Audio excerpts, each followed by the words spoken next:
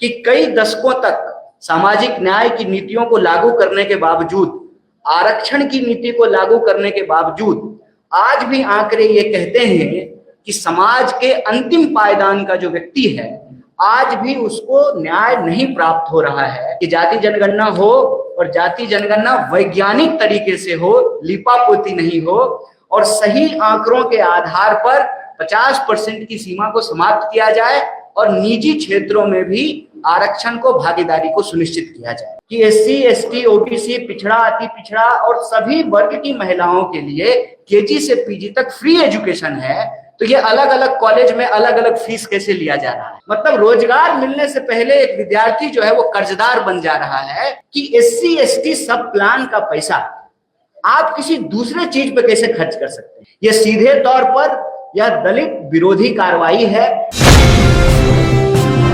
सबसे पहले तो सभी पत्रकार साथियों को, मीडिया बंधुओं को, electronic media, digital media, print media के सभी साथियों का बहुत बहुत स्वागत। के समक्ष में 5 प्रमुख बिंदु को रखा है।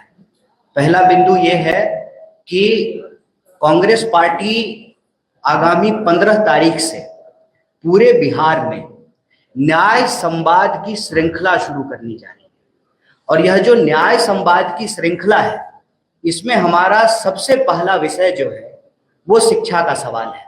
इसी तरह से नौकरी का सवाल, भागीदारी का सवाल और समाज के जो अलग अलग सेक्शन के लोग हैं उनके बीच में कांग्रेस पार्टी जाएगी, उनके साथ संवाद करेगी, उनके दुख तकलीफ को सुनेगी और उसी के आधार पर हम न्याय पत्र तैयार करेंगे और उस न्याय पत्र के आधार पर आने वाले दिनों में चाहे चुनाव हो, हमारी सरकार बने या किसी और की भी सरकार बने, उन न्याय को लागू करने के लिए कांग्रेस पार्टी प्रतिबद्ध है। इसी सोच के साथ, इसी संकल्प के साथ आगामी 15 तारीख को नेता प्रतिपक्ष श्री राहुल गांधी जी बिहार आ रहे हैं। दरभंगा में वो छात्रों से संवाद करेंगे और जब वो दरभंगा में छात्रों से संवाद कर रहे होंगे ठीक उसी वक्त बिहार के अलग अलग जगहों पर 60 से ज्यादा जगहों पर कांग्रेस पार्टी के देश स्तर के नेता बिहार आ रहे हैं, जिसमें हम विभिन्न हॉस्टलों में जाएंगे। एससी, एसटी हॉस्टल में जाएंगे, ईबीसी हॉस्टल में जाएंगे, महिला छात्रावासों में जाएंगे, अल्पसंख्यक छात्रावास में जाएंगे। साथ ही साथ जहां पर हॉस्टल नहीं है वहां पर टाउन हॉल के अंदर विद्यार्थियों को इकट्ठा करके बिहार के अंदर जो शिक्षा की हालत है उस पर चर्चा करेंगे, संवाद करेंगे और उसी कड़ी में यह प्रेस वार्ता की गई है और इस प्रेस वार्ता के माध्यम से 5 प्रमुख विषय को हमारे ये मौजूद साथियों ने उठाया है। पहला विषय ये है कि लगातार मांग के बाद जो मौजूदा एनडीए की सरकार है वह इस बात के लिए स्वीकार की कि आगामी समय में जाति जनगणना की जाएगी। सवाल यह है कि जाति जनगणना की मांग हम लोग क्यों कर रहे हैं? सामाजिक न्याय की धरती है बिहार। जाति जनगणना की मांग हम इसलिए कर रहे हैं कि कई दशकों तक सामाजिक न्याय की नीतियों को लागू करने के बावजूद, आरक्षण की नीति को लागू करने के बावजूद आज भी आंकड़े ये कहते हैं कि समाज के अंतिम पायदान का जो व्यक्ति है आज भी उसको न्याय नहीं प्राप्त हो रहा है, जिसके बारे में डिटेल से इन साथियों ने आपके बीच में अपनी बात रखी। तो जो जाति जनगणना है उस जाति जनगणना का अगला कदम यह है कि यह जो 50% की सीमा है इस सीमा को समाप्त कर दिया जाए और ये हम संविधान के तहत कह रहे हैं। संविधान के अनुच्छेद 15(5) में यह प्रावधान किया गया है कि निजी क्षेत्रों में भी भागीदारी और आरक्षण को सुनिश्चित किया जाए। तो पहला मांग ये है कि जाति जनगणना हो और जाति जनगणना वैज्ञानिक तरीके से हो, लिपापोती नहीं हो और सही आंकड़ों के आधार पर 50% की सीमा को समाप्त किया जाए और निजी क्षेत्रों में भी आरक्षण को, भागीदारी को सुनिश्चित किया जाए। दूसरा सवाल यह है कि बिहार में अगर आप शिक्षा व्यवस्था को देखेंगे, शिक्षा की हालत यह है कि 3 साल की डिग्री 3 साल में नहीं मिलती है। प्रश्न ये है कि जब पूरे देश में 3 साल की डिग्री 3 साल में मिलती है तो बिहार में 3 साल की डिग्री 5 साल और 7 साल में क्यों मिलता है? वो बिहार जहां पर नालंदा विश्वविद्यालय रहा, वो बिहार जहां पर विक्रमशिला विश्वविद्यालय रहा, वो बिहार जहां पर आजादी से पहले पटना विश्वविद्यालय की स्थापना हुई, जिसको ज्ञान और मोक्ष की भूमि कही जाती है। आप बिहार में किसी भी धर्म का इतिहास उठा करके देख लीजिए, उसका इतिहास बिहार से जुड़ा हुआ है। देश का इतिहास बिहार के इतिहास के बिना पूरा नहीं होता है। उसी तरह से बिहार की प्रगति के बिना देश की प्रगति संभव नहीं है। ऐसे में बिहार की प्रगति के लिए, देश की प्रगति के लिए यहाँ की शिक्षा व्यवस्था को बेहतर करना जरूरी है।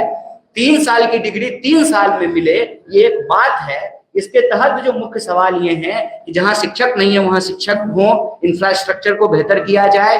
केजी से पीजी तक सरकार का फैसला है कि एससी, एसटी, ओबीसी, पिछड़ा, अति पिछड़ा और सभी वर्ग की महिलाओं के लिए केजी से पीजी तक फ्री एजुकेशन है।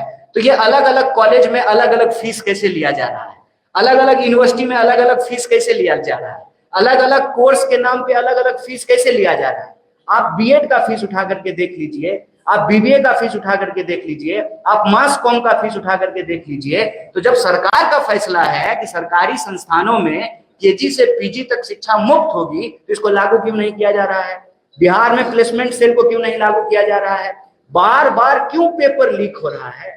रोजगार का जो सवाल है, 4 लाख 4.5 लाख से ज्यादा पोस्ट खाली है, उन पोस्ट को क्यों नहीं भरा जा रहा है? और कोई परीक्षा, चाहे बीपीएससी की हो, टियर 3 की परीक्षा हो, किसी भी डिपार्टमेंट की परीक्षा हो, उनको जो है नौकरी नहीं मिल रही है और रोजगार देने के बजाय बिहार सरकार लोगों को कर्जदार बना रही है। आप ये देखिए कि 2000 करोड़ से ज्यादा रुपया जो है बिहार के विद्यार्थियों के ऊपर कर्ज है। नौकरी मिलने से पहले, मतलब रोजगार मिलने से पहले एक विद्यार्थी जो है वो कर्जदार बन जा रहा है। तो सरकार से हमारी यही मांग है कि साहब, यह जो डबल इंजन की सरकार है, यह डबल इंजन जो है ना पूरा गुजरात की तरफ घुमा हुआ है। रोजगारों उधरे जा रहा है, नौकरियों उधरे जाएगा, बुलेट ट्रेन भी वहीं बनेगा, सारा डेवलपमेंट वहीं होगा। तो ये डबल इंजन जो है वो बिहार की तरफ क्यों नहीं घूम रहा है, जो रोजगार लेकर के आए। सरकार से यही मांग है कि लाठी नहीं नौकरी दो। और एक बहुत महत्वपूर्ण विषय जो यहाँ साथी ने उठाया कि एससी एसटी सब प्लान का पैसा आप किसी दूसरे चीज पे कैसे खर्च कर सकते हैं?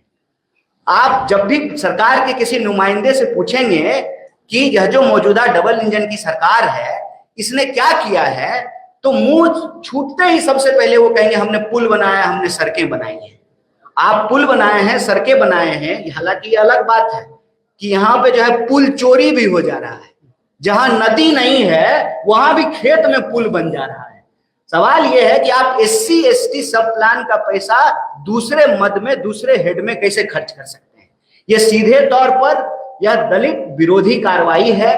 तो यह 5 विषय को लेकर के, एक भागीदारी के सवाल को लेकर के, नौकरी के सवाल को लेकर के, शिक्षा के सवाल को लेकर के कांग्रेस पार्टी बिहार के हर जगह जाकर के हर वर्ग के विद्यार्थियों से बात करेगी, चाहे बिहार के गरीब हो, दलित हो, पिछड़े हो, आदिवासी हो, अति पिछड़े हो, महिला हो, किसान हो, मजदूर हो, हर वर्ग के विद्यार्थियों से, नौजवानों से हम बात करेंगे।